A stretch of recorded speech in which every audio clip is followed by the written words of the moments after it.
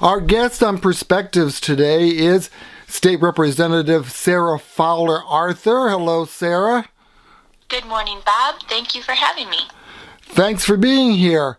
First of all, this is the first that we've talked to you since you were sworn into office. So can you talk a little bit about that and kind of the high points, what you really like about the job, and what you're maybe a little disappointed about?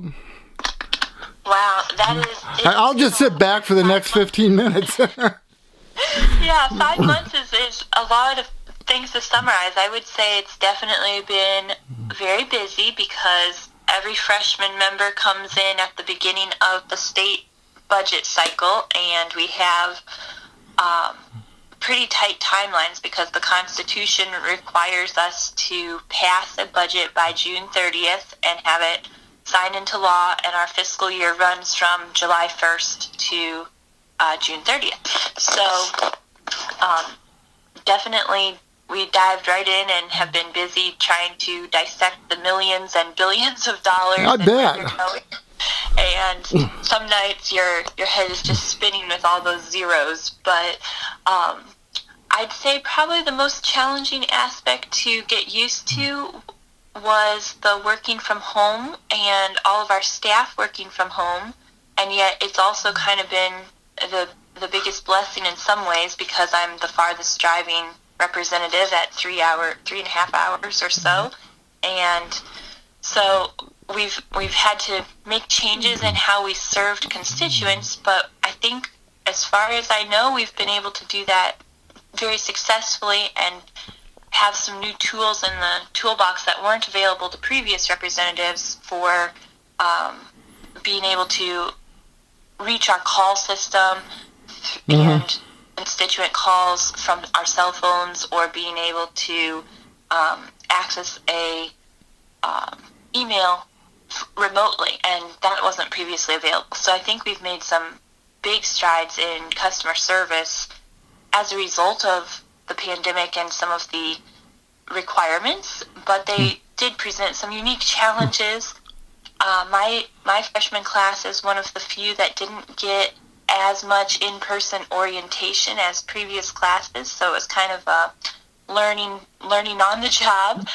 But we've had some really great folks that stepped up from previous years to try and mentor us more individually, and I think that has been a very positive experience. So all in all, there's definitely been some things that were unexpected, but there are some very positive things that are coming out of that as well.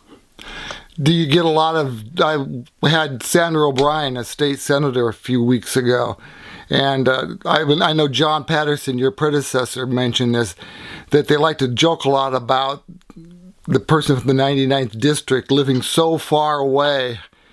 Oh my goodness, I think maybe every single person in the house has ribbed me on that so far, yes.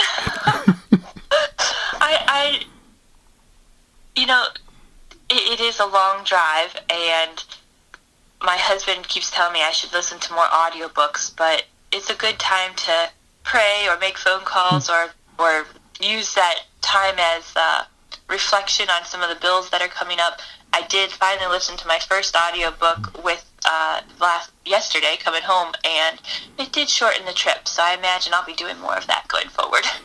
I used to work in Warren, and I would listen to old radio shows. The Sirius XM has a station that has like The Shadow and Gunsmoke, a lot of old radio shows. I would listen to those on the way, and now I don't listen to them because I'm not driving an hour and 5 minutes everywhere. Exactly. Well, you can learn a lot of interesting things that way, or stay up to date with stuff, and definitely gives a lot of time for reflection. That's for sure. Yeah. I wanted to get into, because I've heard different things about this. House Bill 110, it passed, and it's got a lot of opposition. City of Conneaut, City of Ashtabula, City of Kent, a lot of smaller communities, because it would... Well, first of all, initially it was reported that it would take away health departments for cities with less than 50,000 population. Then I read that it simply means that those cities, they would have to undergo an evaluation to see if they're departments should remain or whether they should be absorbed into the county. Can you talk about that? Right. Well, House Bill 110 is the state budget bill, so there's a lot in there, yeah. A lot in that bill, and I mean, it's over 2,500 pages of bill, and there definitely came to our attention right during the time that we were voting on that a few weeks ago in the House side that there was a provision that had been inserted during the amendment process by a representative.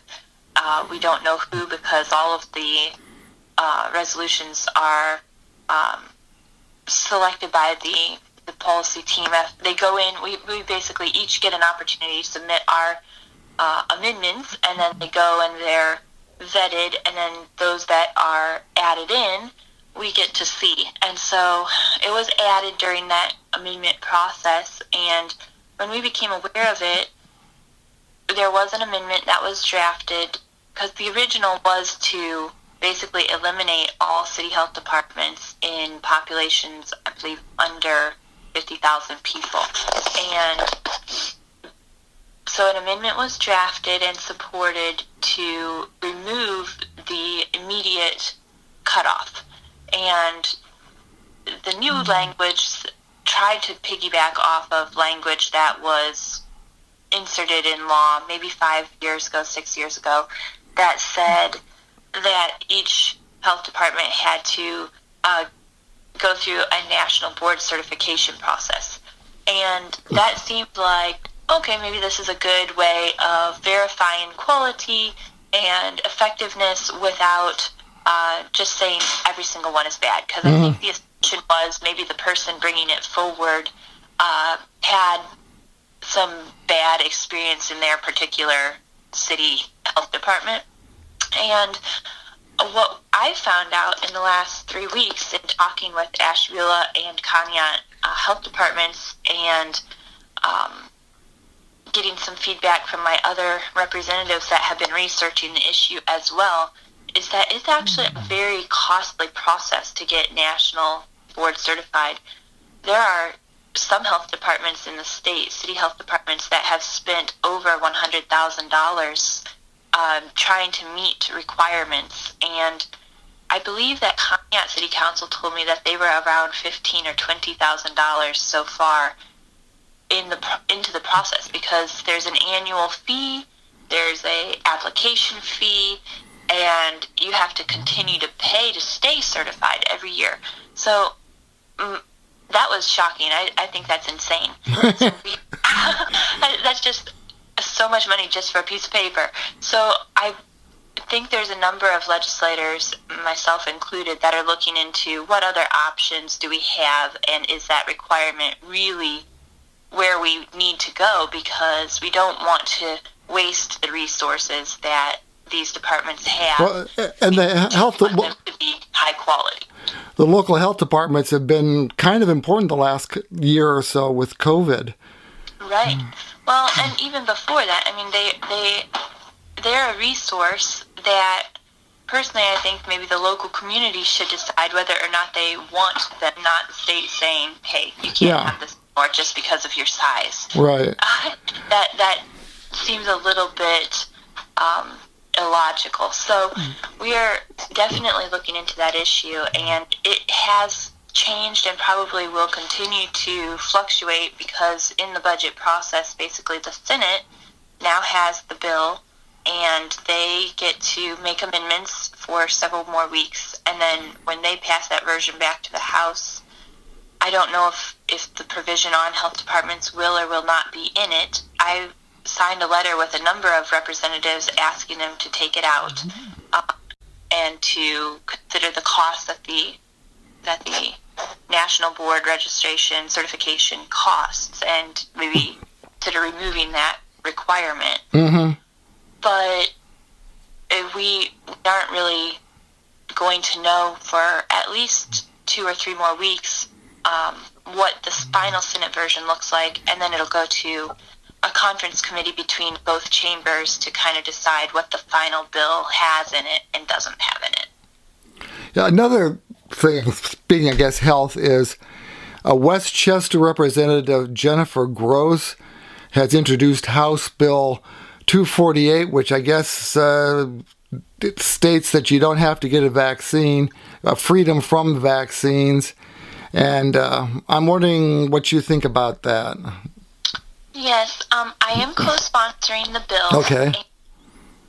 She is, Jennifer Gross is actually a veteran and a nurse practitioner, and has gotten a lot of concern from her district. And I also have gotten quite a few calls and emails with people that are concerned about being forced to take a vaccination as a condition of employment or education or travel.